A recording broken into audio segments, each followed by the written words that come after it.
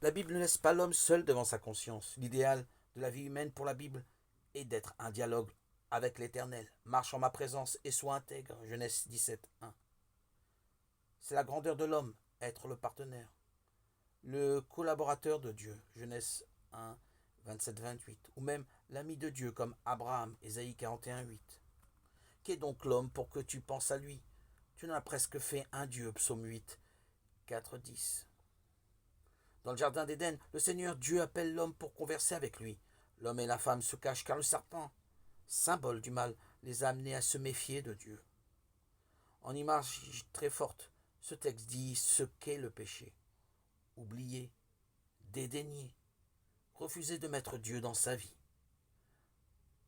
Manquer non plus seulement à l'appel de sa conscience, mais à l'appel de Dieu. Le jardin d'Éden est le symbole du monde que Dieu donne à l'homme. L'arbre interdit le symbole des limites de l'homme. L'homme n'est pas Dieu.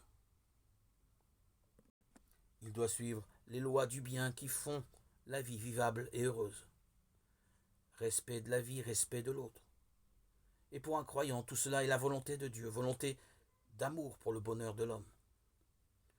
Ne pas écouter Dieu, ne pas tenir compte des paroles de Dieu, se laisser prendre par l'orgueil, la jouissance, l'ivresse d'une liberté folle. Voilà le péché de l'homme. Voilà, selon la Bible, la porte ouverte à tous les excès que les chapitres 4 à 11 de la Genèse détaillent. Violence meurtrière, débauche, escalade de la haine, rivalité et séparation entre les hommes.